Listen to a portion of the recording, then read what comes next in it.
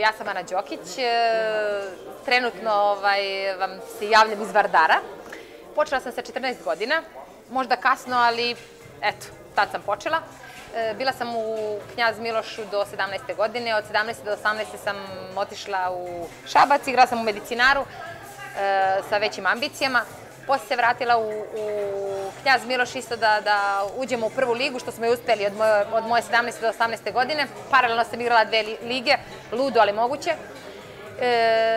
Onda sam od 18. do 22. bila u Kruševcu, u Napretku iz Kruševca. Da, tamo sam osvojila kup Jugoslavije i City kup gradova. Onda je počela moja internacionalna karijera, odlučila sam se za Đer, tamo sam bila 6 godina.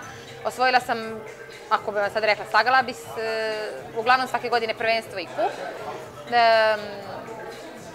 Mnogo finala je tu bilo u pitanju, ali dobro, Đer slabo igra finala. Iz Đera sam otišla godinu dana u Hrvatsku, tamo sam osvojila prvenstvo i kup isto. Posle toga dolazi 3 godine u Podgorici, možda i najplodniji deo moje karijere, u stvari sigurno, sa osvojenom ligom šampiona, sa olimpijskim srebrom i sa evropskim šampionom, tako da, evropskim šampionatom. Tako da, posle toga sam odigrala još jednu sezonu u Rusiji, tu sam mislila da će biti kraj, tamo sam uzela kup. Međutim, odlučila sam se ipak da to ne bude kraj, da dođem još i ovde, da još i ovde se uzme neka medalja za kraj. Treći u Evropi. Za sada ovo vam deluje kao dobra vest, ali sljedeće godine kad budete gledali, kad devojke budu rekle drugi smo ili prvi smo, onda ovo već neće biti dobra vest, ali za sad jeste, tako da uživamo u tome.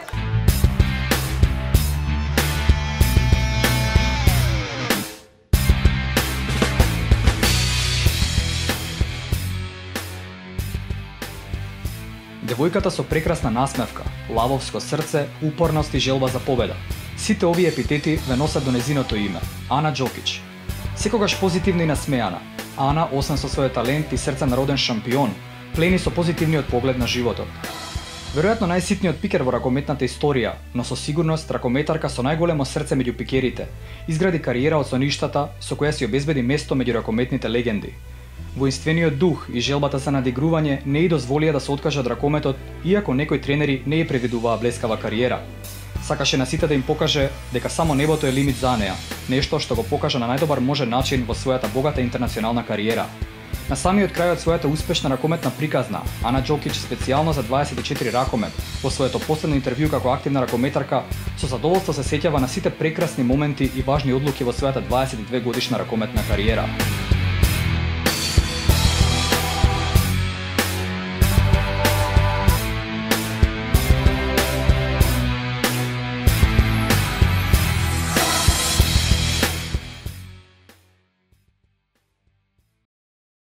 Pa ovako, pošto mi sad često mi postavljaju to pitanje u zadnjih mesec, 2 dana, da mi je neko rekao da će ovako da se odvijaju stvari kad sam počela, ja bih bila i više nego zadovoljna. Tako da ne mogu da kažem da sam nezadovoljna svojom karijerom, zadovoljna sam jako. Jedina medalja koja mi nedostaje je medalja sa svetskog prvenstva. Olimpijadu imam, Evropu imam, sve kupove evropske sam osvojila. Svako prvenstvo gde sam igrala, u kojoj zemlji sam igrala i kup sam osvojila, rusko prvenstvo nisam, da, rusko prvenstvo.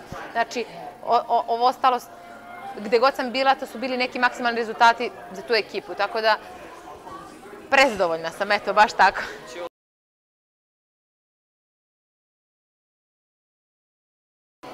Pa baš, eto, samo to svetsko prvenstvo je medalja sa svetskog prvenstva. Čak smo imali i šansu i za to sam imala, jer sam produžila još jednu sezonu, ovo sad svetsko zadnje, ali jednostavno nije se dalo. I onda ne mogu ni da se žalim nešto, jer pa verovatno ne može sve.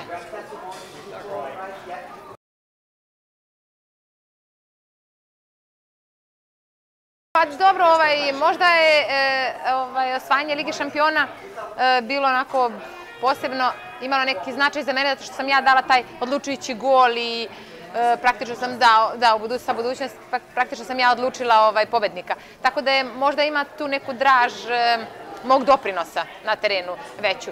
Ali sad, ako bi trebalo nešto da izdvojim, jako je teško, verujem, iz 22 godine, bilo je i trenutaka za pamćenje i trenutaka za brzo zaboravljanje.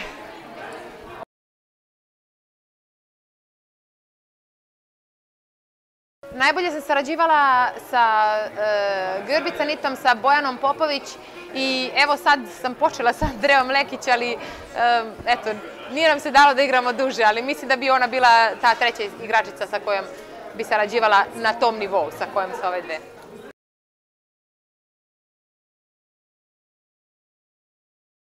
Pa to je, na početku sam imala dva trenera sa kojima sam učila osnovne stvari, mislim da je to bilo onako, možda jedan je Risto Buha, drugi je Đorđe Rašić, to su bili neke kadetske juniorske selekcije gde je trebalo savladati ovu bazu iz koje proističe sve dalje i dalje. Naravno, od svakog trenera sam naučila po nešto, od nekog trenera nešto van terena, od nekog na terenu, nekog taktički, nekog tehnički. Bilo bi možda malo glupo da izdvojim bilo koga, baš iz razloga zato što mislim da su svi treneri doprineli donekle. Ne bih želela da nekome dam veću važnost, sem eto samo ovima što su me onako u mladim kategorijama postavili na mesto, a dalje je sve nekako išlo, postavili na pravi put, da tako kažem.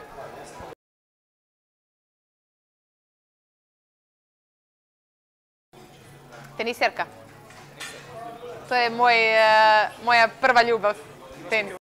U moje vreme kad sam ja voljela tenis najviše, Monika Seleš, i nju sam onako pratila svuda, ali eto, ja sam iz malog grada, tako da nije bilo uslova za to.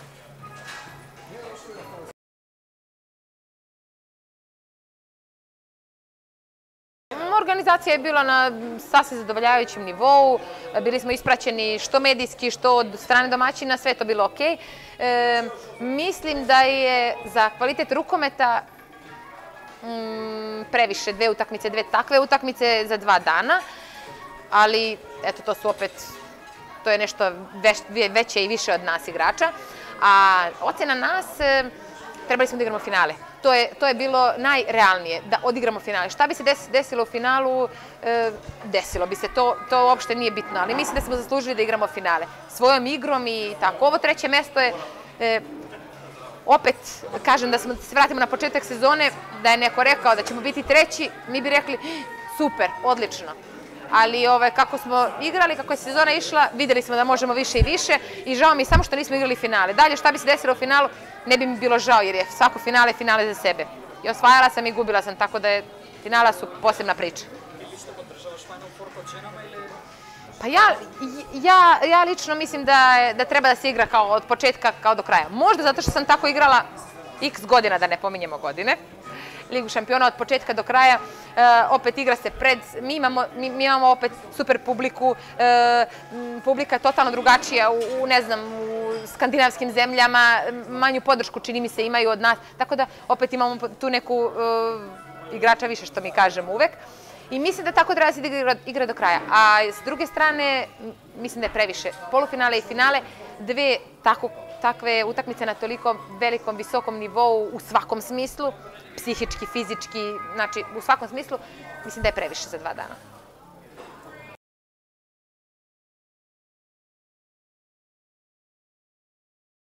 Pa, nekad pomoglo, nekad odmoglo, ali obzirom da sam sad tu i obzirom da pričamo o mojoj karijeri koja je zadovoljavajuća i uspešna, verovatno mi je pomoglo u više situacija.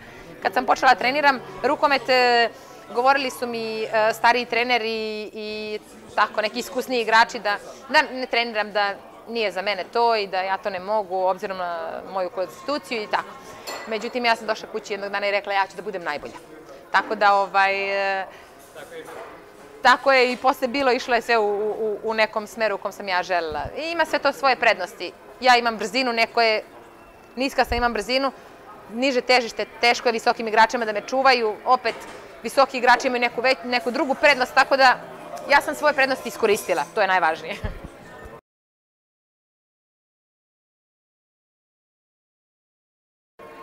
Srećem, čini me, ja sam uvek za šalu, uvek za neko putovanje, uvek za nešto novo, uvek za neko zezanje, kako bi mi rekli, pošto je ovo opušten intervju, ali tako? I moram da volim i da budem voljena da bi bila totalno onako ispunjena. I društvo. Stalno sam u društvu.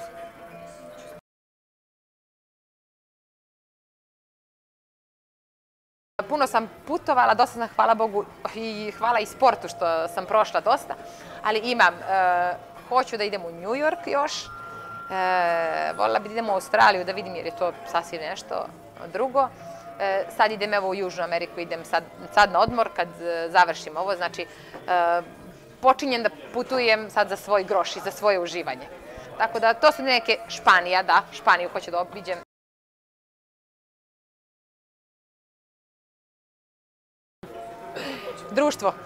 Društvo, trenirala sam košarku, nemojte se smijeti, iako sam mala. Jedan nastavnik iz škole insistirao da dođem na trening, insistirao. I onda su roditelji rekli, idi samo na taj jedan trening, pa reci ti se ne sviđa, ali idi ispoštuj ga. Ja sam onda otišla tamo i onda je bilo neko biranje za turnir, išlo se 2 dana na turnir i oni su mi izabrali, obzirom na to da sam trenirala i da imam osjećaj za loptu, nemam veze sa rukometom, tad nisam imala naravno, ali su mi izabrali i onda je ta 2 dana, vikend, to je bila ludnica, onako društvo, neko baš dobro i dobro druženje. Ja sam onda rekla, ja moram da ostanem ovdje. I tako sam ostala. Inače, znam da bi bila u nekom sportu, jer sam bukvalno od 4. godine u nekim sportovima.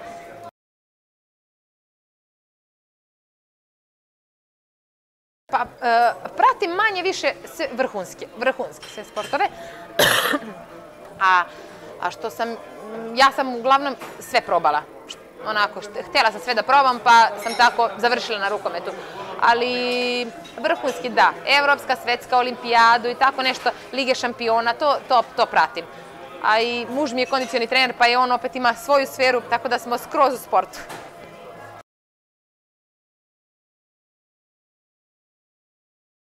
Samo za Zvezdu, to je večita borba Zvezda Partizane, pa ja sam zvezdaš.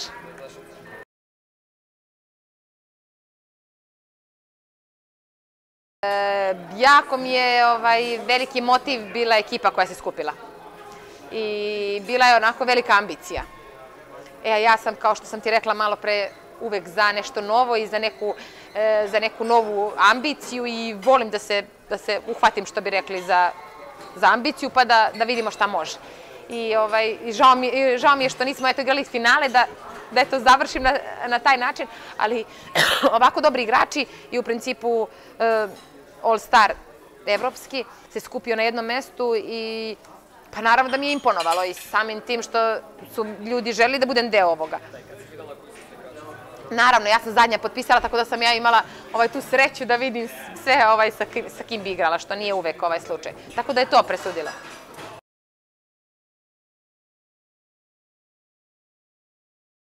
Ne, nikad nisam imala uzore, mislim da ljudi nikad ne trebaju, mladi sportisti ne treba da imaju svoje uzore, u smislu hoću da budem on, ne. Hvala Bogu da sam od 14. godine upala u vatru odmah.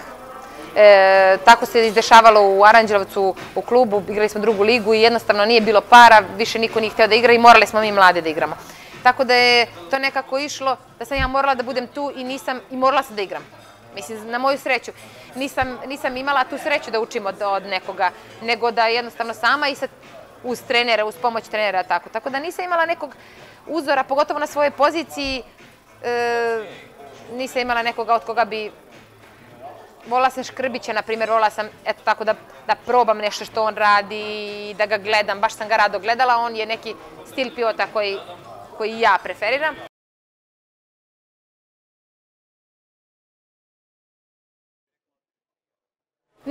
Ne, mislim da je sve išlo onako kako je trebalo da ide.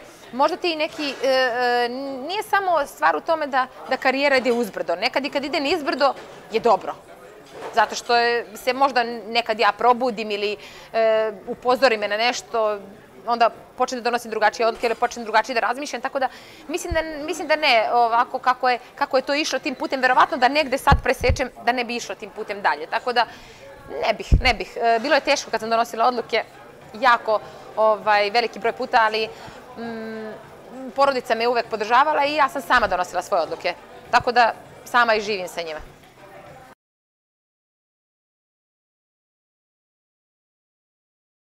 Pa možda je bila ta odlazak u inostranstvo. Možda je bila ta, jer dalje je sve poprimilo drugačiju boju, da tako kažem. 22 godine sam otišla iz zemlje i otišla sam u Đer. Na kraju se ispostavila sam i tad izabrala pravu ekipu. oni su mi zvali 2 godine za redom, ali ja sam imala ugovor i teško je otići iz zemlje. Prvi put je najteže otići iz zemlje i odlučiti se na to je najveći korak. Mislim da je možda ta odluka promenila dalje sve. Mislim da je to možda bila najvažnija ili jedna od najvažnijih.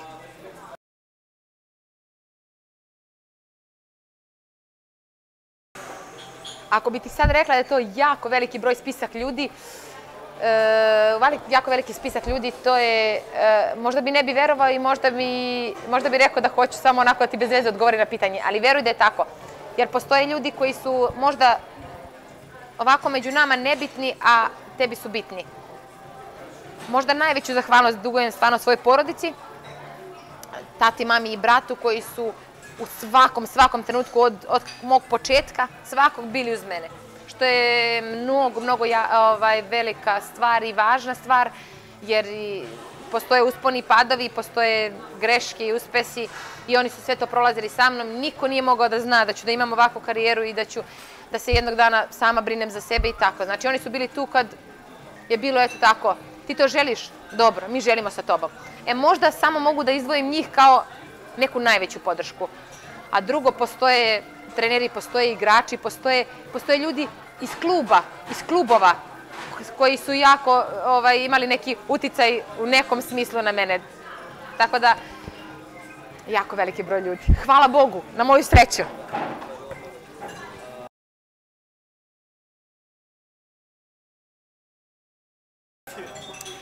Pa ja sam, ne znam koliko ste uspeli da ispratite mene i onako moju karijeru, ali ja možda da ne kažem baš nikada, možda sam jednom dobila isključenje zbog prigovora. Njih uopšte ne konstatujem. Čak se dešava da uopšte ne znam da su to sudije ili da sudije koji sude Ligu šampiona godinama da dođu u hotel i da ja pitam, a ko su ovi, a šta, tako da nemam pojma ko su i ne gledam ih na terenu, uopšte se ne bavim njima. Mislim, imalo je naravno uticaja i u velikim utakmicama, ali nisam se bavila s tim 22 godine, ne moram ni sad, znaš. Nek ostane za mene.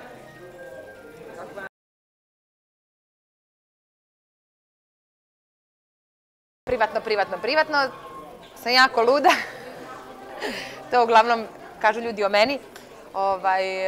Kao što sam ti rekla, društvo, to me najviše opušta. Uživanje u smislu, volim da izađem na kafu, da se opustim, nisam neki tip za šopinge preterano, znači da putujem, to mi je, ali da putujem da bi se negde prošetala, da bi nešto videla, da bi se provozala nekim brodom, nekim autobusom u reci ili nešto, da probam sve. Jako volim adrenalin, ronila sam sa bocom i sa svom opremom, skakala sam iz aviona sa 4000 metara sa padobranom i tako. Volim adrenalin, volim te neke stvari, eto, volim da probam sve. Muziku, svaka muzika može da prođe sem ove tehno muzike, to jedino ne mogu, ali uglavnom sam tip balade, zabavna muzika, rock, pop, to je nešto što je sve onako pomešano jer zavisi i od raspoloženja naravno kakvu muziku slušam. Da, stalno sam uglavnom sam nasmejana, 90% situacija i puna energije. I privatno sam puna energije, tako da će sad biti problem. Volim da jedem, ali se jako zdravo hranim. Znači, jako se zdravo hranim, ali to što volim da jedem, to ne jedem u nekim velikim količinama, gurmanski tako. Volim roštilj, na primjer, to je od tih gurmanskih stvari, bez čega mislim da neću biti ceo život. To što volim je roštilj, naš roštilj, naravno ovaj koji mi imamo, vi znate dobro, pošto je ovde odličan roštilj, i pečenje. Pečenje, to je jednostavno, to su neke naše stvari ovako. A ovako se baš zdravo hranim. Znači, vidite, evo sad šta jedem, evo tu ste slučajno onako, znači, ovolika salata i riba. Tako da, mislim da to ima velike veze sa tim što sa 35 godina mogu da igram na ovom nivou. Mogla sam da igram na ovom. Mislim da mogu još da igram na tom nivou, ali zahvaljujući jedan deo je ishrana, tako da vodim računa. Sve što mogu zdravo se hranim, da ti ne nabrajam sad zdravu ishranu. Ali volim i nisam protivnik da se pojede nešto što ne treba da se pojede, ali naravno sve u određenoj količini, zlatna sredina.